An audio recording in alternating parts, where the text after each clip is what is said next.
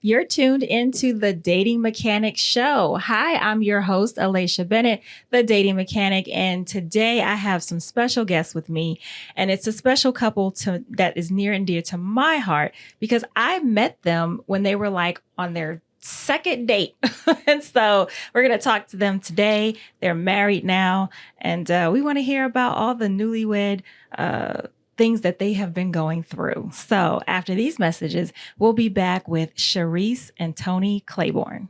Thank you for tuning into the Dating Mechanic Show. Don't forget to check out our ice cream. No, not that ice cream, but ice massage cream. Our Silky Shea formula not only soothes and relaxes, but also keeps your skin deeply moisturized. It's perfect for those intimate massage sessions with your partner or simply as a luxurious self-care treat. Want to support the show? You can purchase ice massage cream easily on Amazon or just head over to thedatingmechanic.com. Now, ladies and gentlemen, turn on your ears and open up your heart because you know dating each other out here today is definitely a fine art. So, to get us off to a great start, please welcome the one and only dating mechanic herself, Miss Alicia Bennett. Well, hello, Tony and Sharesse. How are you guys doing today? We're good. How are you? I am well. I'm so happy to have you here. First of all, I've been wanting to get you on the show for a long time because you have a story to tell, and we definitely want to hear your story today. But I want you to tell the people how you actually met. You want to go? Sure. I was single and, doing the dating sites, Plenty of Fish and all these other ones. So one of my friends was like, hey, try Facebook dating. I was like, I don't want anybody knowing my business. And he was like, no, nobody would know. So I went on and signed up and got an account and went on a few dates. And I was like, you know what, this just ain't kicking. So one Father's Day, I was kind of down. I was like, I'm a good man. I deserve a good woman. So I went on Facebook, Facebook dating, like on a Sunday. I said, let's see who out there. And so I came across her Facebook page. And I was like, I just take a shot. She looked cute and everything. So I sent her a message. Like 5 minutes later, she responded back. I was like, whoa. So that's how I found her. Go ahead and give me yours. Well, how I found him was I never thought of doing online dating. So we went to Florida with a bunch of girlfriends. And one of my girlfriends, she kept getting all these blings on her phone. And we're like, what's going on? She's like, girl, you got to try Facebook dating. She's like, even if you don't get a man out of it, at least you get some free dates. You get some free golf lessons. You get all these different things from people. And then you can just call them your cousins. So I was like, okay, so let me see what we can do. So I went on the trip, came back from the trip. And then I was like, okay, let me pray first. Let's see if this works if I pray first. So I told my God, I'm just like, look, God, I'm good by myself, but it would be nice to have someone added to me. So if he's in here, let him find me. And that was it. So the first person I spoke to was a cop, and he had to go because he had to go to work. So signed off from him, and then I signed over and I found Tony. Okay. And he looked great in his pictures and he just seemed bubbly. So I was like, let me see. So I sent him a message and he's like, okay, can we talk off this app? So literally he took the initiative to actually get my attention away from the app because while you're in the app, there's so many other people like trying to talk to you at the same time. So literally, we talked off the app. I gave him a fake phone number. You have to give them fake phone numbers and fake emails just in the beginning. That's just for your safety, women. And he called and he asked me to go out on a date the next day. And I just appreciated his initiative because I had never seen anyone that was just that interested in meeting me. So we went on our first date and he was himself and literally I touched his hand and I was just like, oh my God, like I feel like this is where I'm supposed to be. And I literally went home and deleted the app and here we are. Oh, wow. And I deleted it the same night as well. Wow. Well, that is a very interesting story. Almost borderline fairy tale, I would have to say. Because everybody's story is not like that. And here you are 2 years later, newlyweds, happy. And you have an interesting story about that as well, about you getting married. You have an interesting story about that. But I just wanted to say that, anybody that's listening now, that the takeaways just from this part of, the story, the takeaway is that they both took the initiative, because without her, even though you prayed, Sharesse, you actually opened yourself up, because if he would have dinged you and you'd be like, no, I'm not talking to him. You know what I mean? Or you would have never put yourself out there on the app. He would have never found you. And so we have to be intentional about what we're doing in our dating life. And yes, be present, pray and ask for the things that you want, but you also have to do the work. Yes. That is so true. Being very diligent in that. So now let's get to, you met me, and I'm going to tell you, when I first met them, first of all, I did not know that they were on their second date. Okay. But their energy was incredible. Like, I kept saying that to them the whole time, that their energy was incredible, because when someone comes up, so I deal with couples all the time, right? I'm a coach, deal with couples all the time. And the class that they came to was actually an intimacy class. And so they were able to get on the floor and rub each other and do all the different poses and things like that. But even with them doing, all the intimate things with one another, it just seems so natural. Like they just had it. And that's not something, I could see a couple, they're in 25 years and they don't have the intimacy that you two had. And it wasn't a lustful infatuation, we just met each other type of intimacy. It was a true, this is how we feel and this is our heart and we're singing together type of intimacy. So just from your first impression of that day, everything that was going on, tell me about that. Well, like I said, he was just himself. So literally, I have him on video dancing. He was just singing My Girl on the ledge. So I have a video of him doing that. So just that I could see that he opened up, and it didn't feel like he was giving me a representative. It felt like he was actually being his true self and open to seeing where this could go. So even we went to the restaurant, the food was terrible, and we still just, smiled. It wasn't like he was yelling at the waiter or anything like that. Everything, he just was smooth. Like, if it wasn't good, okay, we still gonna tip the waiter, because she did a good job. So we did that, and then, like I said, we went outside, we took photos. Like, this is just our first date. And what happened was I was actually late I had a hard day at work. So I actually was in my work uniform. I didn't even get a chance to go home to change. So he actually saw me in my work uniform and my galoshes. And I was just like, look, if you let me go out on another date with you, I promise you I can show you how I look. But this was a rough day. At least I was on time. Right. But I'm here. And he still was appreciative of that, of me being honest with that. Absolutely. Now, y'all are like the cutest couple online, because y'all dress in the same colors. Like, y'all always matching. You're singing together, you're dancing together. Your proposal was all online, and it was cute as well. Tell me about how you decided to propose. So, wow. So I'm old fashioned. I don't believe in living with a woman unless I'm married. That's just how I roll. So once I met her, and I saw that, her birthday was 8 days from mine. We both Virgos, born in September, the 8th and the 16th. And we liked the same stuff. We liked the same music. We liked the same movies. I think we were almost the same person, except she's allergic to fish, and I'm allergic to shellfish. Okay. But I can eat fish, and she can eat shellfish. Okay. So when we go to restaurants, people like... And my wife said, just bring plates. Just bring a different plate.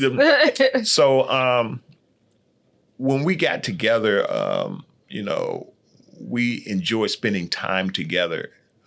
So I always wanted a woman who, wanted to be with me, not because she had to or feel obligated, but because she wanted to.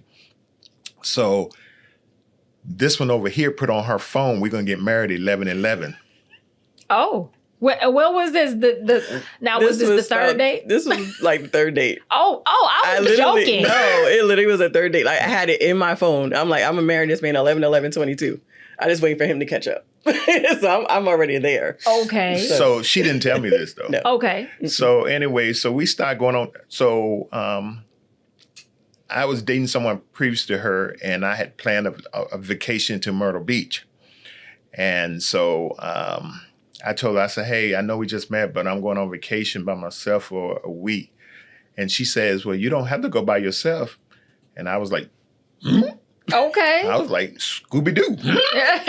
And so she's like, I'll go if you invite me. And I was like, bad. I said, I'm a perfect gentleman, but, she said, oh, don't worry. I got that worked out. One of my girlfriends live in Myrtle Beach. Okay. And I would stay with her. So she said during the daytime, she said, I'm not even going to tempt you. We going to stay with her. Right. So she said that she would come down with me when she got off of work. So I went down the day before, and she came down, and her girlfriend ended up getting in an argument with her husband.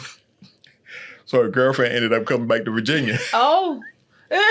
So she had to stay with me at the resort. But how did I respond? He was a perfect gentleman. And our friends are like, he flew you out and he ain't touch you. I'm like, no. No.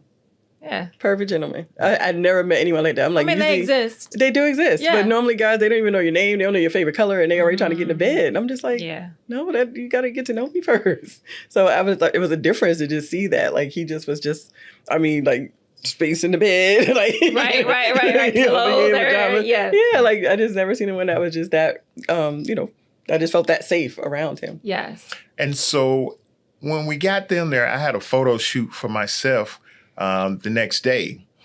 And so she was just so wonderful. Like, she's like, okay, I don't want you to, because it was a white photo shoot. So she laid out the tarp so I wouldn't get dirty.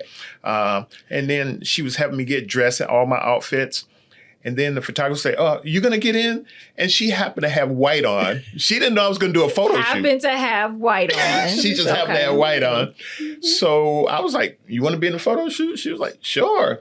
So we did a photo shoot, and she posted it on her Facebook, but she hid my face because she didn't want anyone to know who I was. And come to find out, I was like, wow, this woman is real. I mean, I didn't have to, she never said no, but I never asked her anything to make her say no. And it just flowed so well. So I told her, I said, I'm going to court you. And so I courted her. And then at the right time, we were looking at jewelry one day, and we were in the ring store in Fairfax, Virginia. And I grabbed her a ring, a promise ring. Okay. And so I told the guy, I said, I'm going to give her a proposal ring. He was like, okay. I said, here, film it. So I had her sit in the seat, and I got on one knee, and I said, I promise I'm going to marry you, but I need time to get to know you. But this is a promise that I'm here for you. And she was like, she didn't expect it. Right. And so I gave her the promise ring that she still wears to this day. Her girlfriend's like, oh, girl, he ain't no good. He giving you a promise ring. That thing probably didn't cost anything. It cost a couple of dollars, but it wasn't about the dollars. It wasn't about that. It's because I believed in doing it the right thing. Correct. I have opened the car door for her for the last 3.5 years since we met. Yep. I just believe in doing things the right way. So we started dating. We started going on vacations. Her daughter went with us. We went to DR, 3 months after we met, 2 months after we met? Yep. A family vacation with her daughter. Okay. So at that moment, I was like, you know what? Once I get to know her, I think we're going to be okay. And so at that time, I just knew that we were going to get married. I just thought it would be farther out than it was, but we still managed to walk down that aisle. 11-11. 11-11. 22. She put that out there. She put her intention out there, and it happened. Yes. And I love that. But then we also got married 3 times. Yeah. Yes. So now, okay, I was at one of the weddings. You were at 11-11. That was the date. Here in Virginia. So I was on the main day. Yeah, you were on the main. Good. Yes. So tell us about all of these weddings that you had. Oh, wow. Well, you didn't get the proposal first. Yeah, because the proposal the promise, I didn't know about the promise. But then the actual proposal I saw. Okay. Yeah. So the proposal was kind of rocky. I knew that I wanted to marry her, okay? But unfortunately, the timing for everything just fell apart because we lost our daughter to teenage suicide. Her mother told me, Tony, you're a Christian man. Shacking up is not the thing to do. And I told, because her mother really didn't know me that well. And I told her mother, I say, I would like to marry your daughter. Do I have your permission? And her mother said, yes. So then her brother came down, and since her father is no longer here, I stepped to her brother and I said, hey, I want to talk to you. I want to marry your sister. What do you think? He said, yes. Okay, everybody's on board. Everybody was on board. So I thought of two ways of doing it. A helicopter ride. I was planning on doing it that way, or I wanted to do something that no one else had done. So one of her favorite singers for years and years is Eric Roberson. Okay. Mm-hmm. He sings Lessons. So he was coming to a vineyard in Hampton called Noir. He also sings our song. And he sings our song. And so I told her mom, I said, Mom, you're here. I would like to propose to her that night. I know you're not coming to the vineyard, but I'll brief you. And she's like, okay. So I got with one of her close friends. I said, hey, I want to propose in front of a crowd while Eric Roberson is on stage. Okay. She said, I got you, brother. So she got with Eric Roberson people and the club leadership and all that stuff. And the guy walked up to me and said, I got you. Okay. Now, mind you, I got this big old ring in this big old box. Okay. In my jacket, trying to hide it from her. So we dressed up. We took the Corvette, didn't we? We drove the Corvette, didn't I? I got a red Corvette. Okay. And we dressed up. Phone in the trunk of the car. So I was so nervous, I didn't even see that I had laid my phone on and I slammed the trunk on my phone. And I'm just so nervous because I tried to hide it, because I'm not a secretive person. Everything is out with me. And so we get to the venue that night, and I'm trying to stand on this side so she can't see the ring. Uh-huh. And so her girlfriend walks up to me, and we're trying to keep her distracted. And then another one of her girlfriends found out, so she came. Mm-hmm. And so then we're sitting in the venue, and Eric Roberson's up on stage singing. And we're just sitting, and my wife's like, I'm hungry. And I'm like, can't say anything. I'm nervous. And so I'm just waiting for Eric to call me up on stage. And then she said, I'm hungry. Let's eat. So she orders lobster mac and cheese. Lobster mac and cheese. And I'm allergic to shellfish. Oh, no. So anyway. That's an interesting kid. Yeah. So she's sitting there eating this lobster and mac and cheese. I ordered chicken, but I didn't eat anything because I was so nervous. Right. So then Eric Roberson says, hey, brother with the hat. Hey, man, you got skills to sing. He was playing it all, right? He said, matter of fact, come up here. He said, matter of fact, bring the lovely lady you got with you. I said, okay. So my wife, oblivious, she didn't know what was going on. So we went on stage. There's about 250 people there. Mm-hmm. And we get up on stage, and he said, brother, sing after me. And so he started singing. And then I dropped on my knees, and the crowd just went crazy. And they handed me the microphone, and I said what I said to her. And I said, would you marry me? And she's like, she's crying. Yeah. And she said, yes. And I couldn't kiss her because she had lobster mac and cheese. I gave him a big old hug. So she just gave me a big old hug, and she was crying. And so everybody was screaming, and Eric Roberson came and gave me some. Eric Roberson had to help me get the ring out of my pocket. Because it was that's how nervous you yeah, that's how nervous it went so deep in his pocket. Yeah, it was so deep in my suit pocket. And so she said yes, and then he sung our favorite song, which is Lessons. Yeah. And then they made a commercial for us. And then they made a commercial with us in it for the vineyard, and people were taking pictures and videos, and her mom kept texting her, you okay? You okay? Because she wanted to know that it was done, Yeah. And so then that was so sweet. Yeah. I like I said, I follow you guys, and you do videos together, and you're singing and PT and all the things. And I think it's wonderful. I think it's great. So now tell us about all of these weddings that you had. So I'm a jokester, okay? I had a colonoscopy on a Wednesday. On a Wednesday. After the colonoscopy, we went to the courthouse and got our marriage license. Another main thing, they say, don't sign any important Don't documents sign today. any important documents after the colonoscopy. Right. And we did. But we went, I was in my right mind, and I signed the document. We paid our fee and got our marriage license. Mm-hmm. And so we wanted to get married sooner than later because of the death of our daughter. I didn't want her moving back in that house where it happened at. Mm-hmm. So I was like, babe, we're going to do it the right thing. I'm a God-fearing man. You're a God-fearing woman. I don't want to live in sin. I want to start off on the right foot. So we scheduled a justice of the peace. Yep. Okay. And she was able to do it on a holiday. What was the holiday? It was Flag? Juneteenth. Oh. Yes. We got married on Juneteenth for the first time in Portsmouth down by the water. Okay. Yep.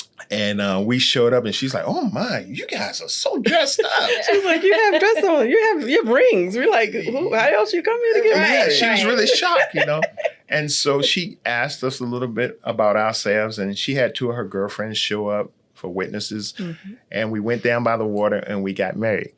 And my wife is a part-time travel agent. And so we wanted to have a destination wedding because we've never had a destination wedding. Mm-hmm. And I've been married and she's been married. We never had one. So we found out that we could get married in Jamaica, Negril. Okay. Mm-hmm. So my wife got a second dress. Okay. And I got a different suit and we flew to Jamaica. Yes. And we met people from the airport. In the shuttle to the resort that just fell in love with our story.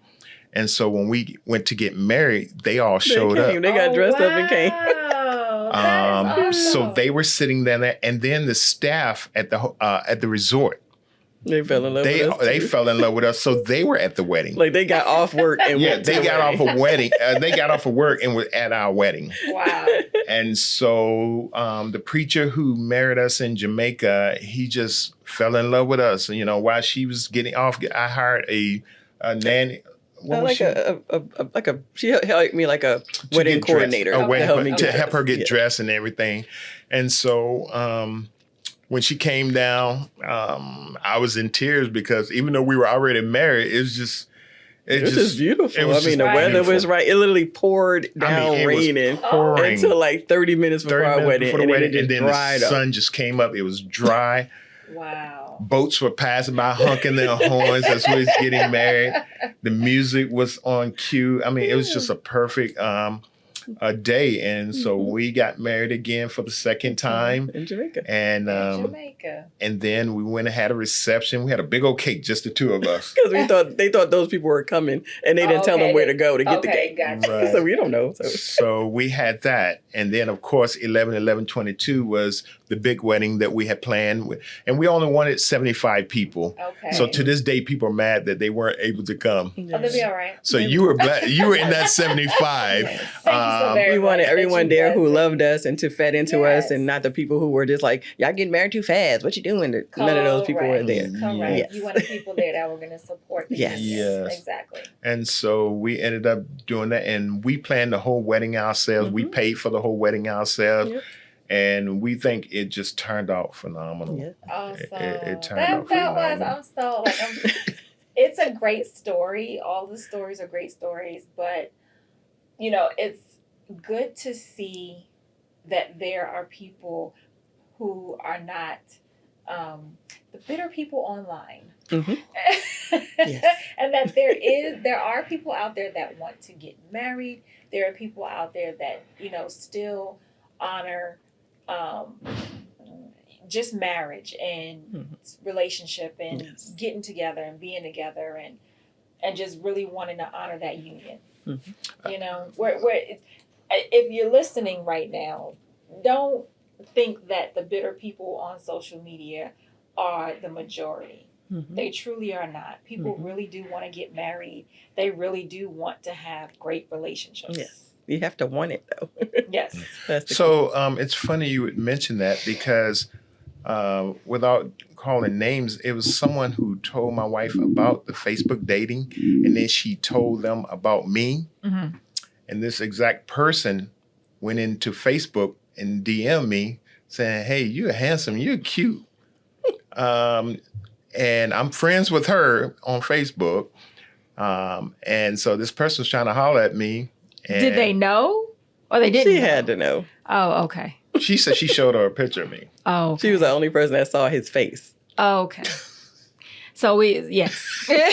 So So we know that, when we see a good thing, we want a good thing. So, but I'm glad that did not deter you in any way or. Because he showed me, he's like, do you know this girl? I'm like, Yeah. Like, okay. And hopefully you're not friends with her. So let that go. Yeah.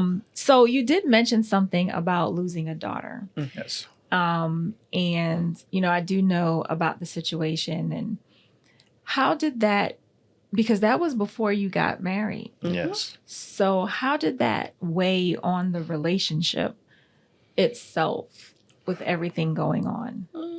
So what people misunderstand is that we were going to get married regardless. So like I said, I had already had the promise ring. Him and my daughter had already been talking. So she knew, eventually we were going to get married, things of that nature. So what happened when she passed away, it just kind of sped things up. But in all, I think God put him in a place to be there for me. So when I always think back of how everything was going so well, it was almost like God was speeding up our relationship so that he could be there for me in that time of need and we could be there for each other. Because literally she passed on May 31st of 2021. And we got married literally like 20 days later because we didn't want to shack up. We were enjoying spending time with each other. We were enjoying, we would go to each other's house and stay, and she would come over and stay, and we would already kind of had like a mini family. So with her doing that, it really surprised us, but it didn't change the trajectory of our relationship. It just kind of made it stronger because I got to see a side of him that I didn't get to see yet. The nurturer, the caring person. I mean, literally, he was picking me up off the floor. Like, I don't know if anyone else that I would ever dated before would have that type of heart and that type of compassion. And so quickly. And like I said, and he just invited me into his home. Then his home is now our home. So I don't know if anyone else would have done that, So it kind of caused a small rift because like a part of my heart was broken. So again, some heart I can give to him, some heart was still shattered. So in my healing process, it just took time for him to understand, yes, I still love you, but I still need to heal. And I still need to, get used to these immediate changes. My daughter passed.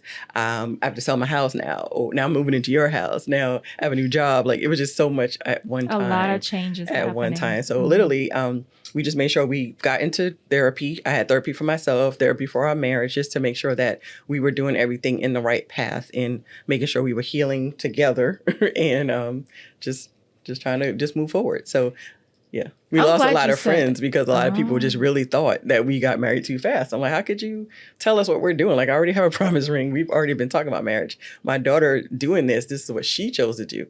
That's not what we wanted. This is what she chose. So. Well, and I'm glad that these quote unquote friends, that you were able to see who they truly were to you with this experience. And sometimes it does take that. Things to happen in our lives in order to see who's really in our corner. Oh, yeah. Because if they didn't really think that this was the thing that you should be doing, they should say, okay, I don't think this is going to work out. So let me make sure I'm there to help pick up the pieces, when it doesn't go right. Right? Instead of saying, well, I'm going to leave this situation because I don't think she's doing the right thing. Like that's not true friends. That's correct. So, so I'm glad that the people that did stick around and understand that they don't have to live your life, you have to live it. And that they are here to support you in the good and the bad. Yes. So yes, absolutely. I'm so glad you shared that story because we see the fairy tale, right? But we also get to understand that in this 3.5 years that you've been together, you've had challenges. But you're working through the challenges. And the key thing you said is therapy. Yes. Like not only therapy for yourself, but therapy as a couple. And that there had to be an understanding there, but you were able to work through that. So yes, this is great stuff for people that are listening or watching and, think that everything's supposed to be roses all the time. And that is not how relationships go, right? Through this process, what have you learned about yourself individually in the past 3.5 years? Well, I start off. One thing that we did that I had never done in any of my previous relationships is we saw a marriage retreat, which was located in Williamsburg, Virginia. And we went there and we got tours and listened to other couples who's been married, who's Christian and things like that. Some of the pitfalls they met. We got literature on how to improve and work on our marriage. And when we told people that we were there, they was like, "Oh, y'all having problems already." And we were like, "No, we're trying to prevent those problems from happening." And that's why we decided to go to this retreat, which was really phenomenal. And I don't know how you found the person, but what I've noticed with Sharesse is we balance each other out, because even though I'm a positive person and I have a positive podcast and I do movies and I president of this and do all this, sometimes I need somebody that I can just let my steam out and be around and still hold me up. When I'm weak, she's strong. And when she went through her ordeal with her daughter, I was strong when she was weak. And you need that balance. So what I've discovered about myself is that I'm so used to doing me. I didn't need anybody else. I've always been the breadwinner. I've always, I didn't need anyone. Now, since we've been married, I just went through prostate cancer. I needed this woman right here. And she was my rock. She stood with me every step of the way. And if I was single, yes, I have my mother, but it's nothing like your spouse that can be there. The burn marks I got, she ordered stuff to take care of me before I even started treatment. She just prepared me for whatever, So I've learned that it takes two. A lot of people say, "I don't need nobody." A whole lot. I'm here to tell you, I've learned that there's women out here that's going to support their man, but men got to support their women as well. I mean, there's things that this woman can do that I can't do. I mean, she hung my 85-inch TV on the wall. Oh. Me, I hired somebody. I just paid somebody. She said, "No, come on, babe. We can do this. She said, we can do this. My dishwasher broke. I was going to call the homeowner. She said, "No, let me take a look at it." She fixed it. So, but then there's things like me. I do the dishes. I vacuum. I keep the house spotless. I change the linen on the beds, So we have a reverse, but it works for us. Absolutely. You know what I'm saying? So I've noticed that for me, having a partner that's in the fire with you, knowing that God is holding you both up, that has made me a better man. She has a big heart, and sometimes I'm like frustrated because she has a big heart. But then it rubs off on me, you know what I'm saying? Because sometimes I'm a man, I'm hard, But I've seen the soft side of me, that because of her has made me be a better man to others. So that's what I've found out from me. That is great. I love it. Like you are giving people a chance to see that you're a traditional man. Would you say that you're a traditional man? Definitely. God-fearing traditional man that does the dishes and changes the linen. Like, a stigma comes with, being leadership and that, we play certain roles, and you're breaking that stigma and saying, "No, I am the leader of my home." Right. However, I still do these things, and you don't have little children. But you're still willing to do these things in order for, it's out of love. Yes. It's out of love that you're doing it. So what would you say that you've learned about yourself in these last 3.5 years? I've learned that I am stronger than I thought. So Like I always am told, God always tells me I'm superwoman. And then I never knew why. And then once my daughter passed and I was able to get past that, I was like, wow, just cool. And then when he had cancer and we were able to get through that and I was able to hold him up and still be strong in myself and still do everything I needed to do, I just just surprised. So I would just always ask for God for more strength, just keep me held up to be able to take care of him and take care of me and take care of anything else he got coming this way.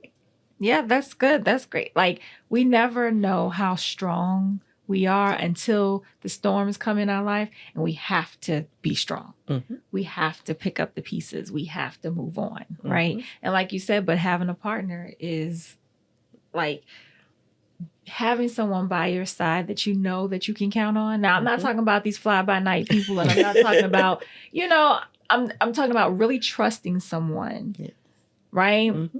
For you, like whatever you're going through and you're sick and whatever you're going through in your grief, that they're there right by your side. So yeah, that's incredible.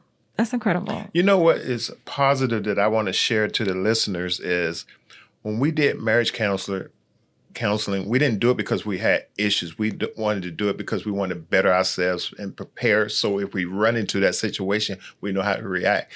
We've had 2 marriage counselors, and they both told us, I look forward to speaking to you guys because you're so positive. Am I lying? Yeah, that's what the marriage counselors would tell. Like, we look forward to you, or we put you at the end of the day so you could cheer us back up from everybody else. So when you guys came to me, those classes, I try to tell people, come to the intimacy classes, like you said, when you're doing well, so that you guys can stay bonded. Mm-hmm. But a lot of times people come to those classes and they're not bonded, or they're in a bad place in their relationship, and they're thinking this is going to be a quick fix or a quick date that they can do that's going to fix their marriage. And it doesn't quite work like that. So I tell people all the time, like, even if you're not doing a yearly assessment of your relationship and you're not going on those retreats, marriage retreats, and seeing therapy, and you should have a coach on speed dial. Mm-hmm. You should have a therapist on speed dial. So you know who you can call if y'all having a riff or a tiff or whatever's happening, right?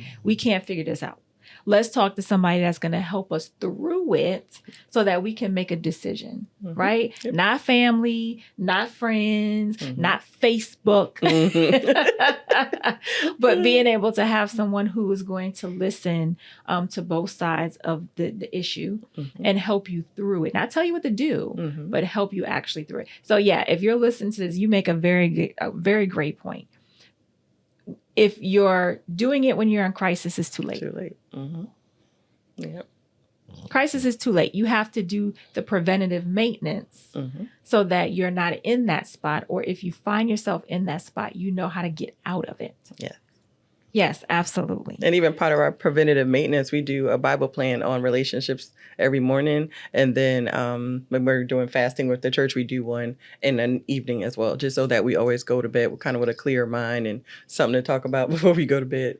So it just helps, because even the Bible plans, it'll be like confirmation of something that we were talking about or something that we were going through or hoping we don't go through. Right, absolutely. So we can discuss it even beforehand. So we try to do that every day.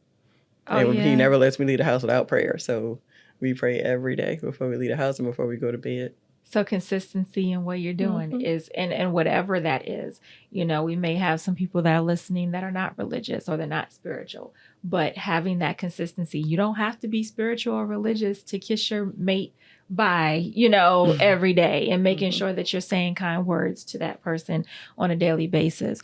You don't have to be religious for that. Mm-hmm. You just have to be consistent. Yes. Something that I believe in, and this is my personal belief, when your spouse leaves the house for the day, what is your last memory of that person? Mm-hmm. So I always tell her I love her, and we kiss before we leave. Even when we upset with each other, we still kiss and say goodbye, mm-hmm. because you can not leave the house and be like, man, I should have kissed her, or I should have said I love her. There's no doubt when she leaves that house that she knows that I love her, and vice versa. That's right. And that issue is still going to be there when she get home. Exactly. So it's okay. It's okay to say I love you and have that time of peace. Yes. Exactly. Mm-hmm. That person doesn't have to think about that thing while they're gone. Mm-hmm. Exactly. Let me be able to work.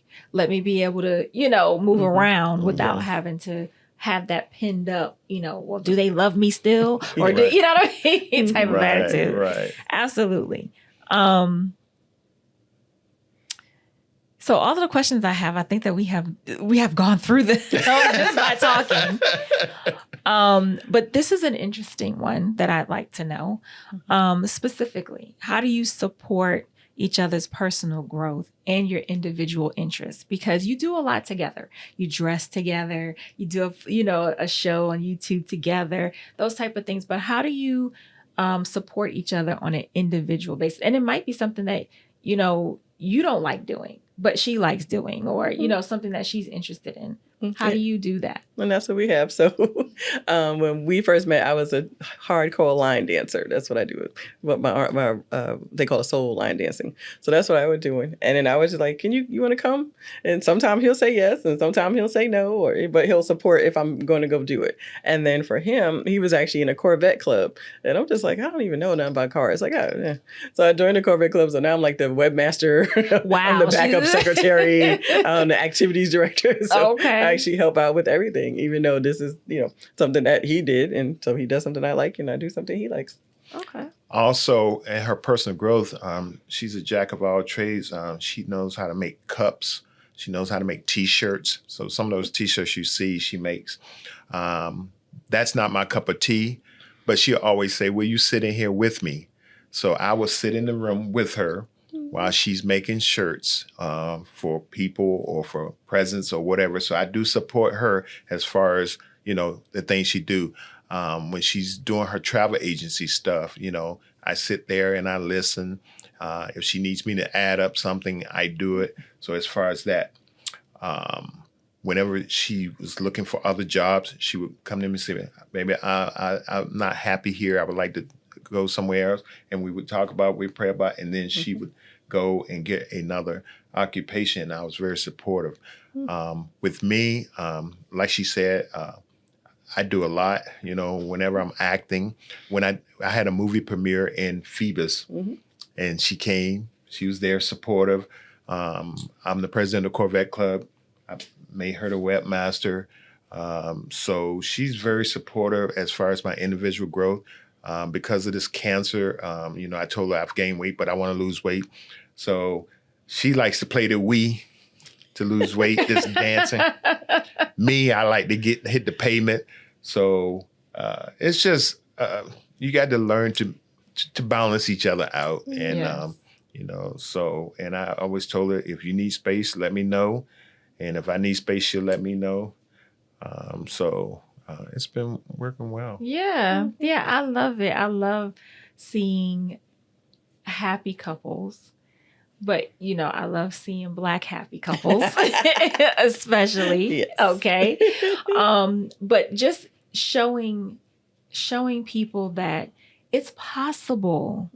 Like I keep saying it because I want people to realize that you're watching the show and this is not fake. I'm telling you that I met them. I met them on their second date and they're the same. 3.5 years later, they're the same. They've been through some things, but they are the same people that I've met before. And they're just as intimate and just as bonded. The energy that I feel, right? That's my boo. Yeah, she got the ring to prove it. And she got the ring to prove it. And she got the ring to prove it. And I love that. So any last words for people who are out there that are seeing you and they're inspired by your love? Okay, baby, I'll let you go first. Oh, thank you. Well, I feel like people have to honestly put the other person first. You kind of got to think about the other person. It's not always about you. And when you take yourself out of the equation and try to always make sure that they're okay, they'll make sure you're okay. Because they're not going to be selfish if they see that you are not selfish. So that's what I say. I'm always a talker, but and I keep this short. One thing I've noticed is know your partner's love language. That's important, do things that your partner makes them happy. I know that, I try to give her flowers while I love to surprise her. For Valentine's Day, I rented a stretch limo. She had no idea.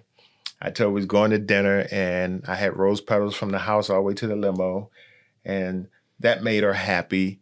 I do things like today. She went to work and forgot her boots and raincoat, and I surprised her and took it to her because I know that's what makes her happy. But something she does is, I ain't gonna lie, y'all, she cooks every night or whenever she cooks, and she never asked me to help cook. But I love to volunteer and help cut up stuff. But she knows that makes me happy because when I was single, I've been cooking for myself for years and years and years. So to have someone who enjoys cooking, and she's just like so supportive. When she orders clothes for herself, she always orders me something. Not that because I asked her and not because I need it. It's because she knows that makes me happy as well. So you have to do stuff to complement each other and to make each other happy. Some people, you spend money on partying and drinking and all this stuff. We spend money on trips and vacations, and people don't understand why y'all go so much. That's because that's what so when you find someone or you're looking for someone, you have to find someone that's going to be your equal, someone that you feel is going to be, someone that's going to have your back regardless of what situation you're going. It's real, y'all. It says, what the Vol said? The better word, sickness apart. Sickness apart. And I never thought I would come up with cancer. And I'm a Christian man, so I know better. And as soon as I found out I had cancer, I said, I'm going to call my mama. And she said, no, you're not. You're going to pray first. And so I knew right then and there, I got the right one. And that's what we did. We prayed first. And then I called my mama. Just be real with each other. Get all the play out of you. When you get older, you done it, got the T-shirt, let it go. If you're into games, ladies out here today, they're looking for stand-up men. Men, you should be looking for stand-up women. And they're out there, but don't just be with someone just to be with someone. Be with someone with a purpose. And I always tell my soldiers when I was in the military, have a purpose, direction, and motivation in your life to find that ideal person you're looking for. And they're there. You just have to, it's work. We happy, but it's work. I'm so happy that you said that. Look, and y'all both agreeing, the head shaking and everything. Yes, it's possible, but possible. It's work. It's and work. a lot of times, a lot of time people don't think they have to do any work, and that is not what it's about. You cannot let it get stagnant. You have to keep the fire going because once the fire's dead, then what you got? You have to keep finding brand new things and brand new ways to bring it back. Well, I will be so happy to bring you back on year 5. Yes, year 10. and year 10 and year 20, right? To see, because we all grow in the relationship. And the longer you're together, you'll figure out things, how the marriage goes and runs and those types of things. And, you might have a different perspective on something the next time you come back. Okay. So we are happy to grow with you. I'm happy to see you and always will be. And I just wish you all longevity. And thank you for inviting us. Oh, absolutely. We've been looking forward to getting on this show. Yes. Oh yeah, absolutely. I knew I had to have you here. So I'm happy for you to come back at any time. I appreciate you so much for coming and talking to my audience. So we are I'm feeling great. How y'all feeling? We feeling good. We about to go get some food. After this. Yes. And we also want to tell people it's actually good to always have something to look forward to. So that's why we stay busy and we have stuff to do because we have stuff to look forward to, new experiences. We try to go places that neither of us have been so we can kind of be lost together or just, just new experiences. It's just always have something to look forward to. Absolutely. And we're learning from you. So we're starting our YouTube page, our travel page, World of Claibornes on YouTube. So people can follow us and see us drive cars in foreign countries and wind up in people's backyards. Yes, because y'all are always somewhere. And I absolutely love it. Yes. Very inspiring. But thank you so much for this opportunity. Absolutely. Well, thank you so much for tuning in, everyone. We will see you the next time on the Dating Mechanic Show. Hey, listen. Click that subscribe button. It's no reason for you not to click it. You're going to see all the great relationship stuff on the show. We are the best relationship show that you are going to see. And yes, I can put that claim on it because it is. So we will see you next time on the Dating Mechanic Show.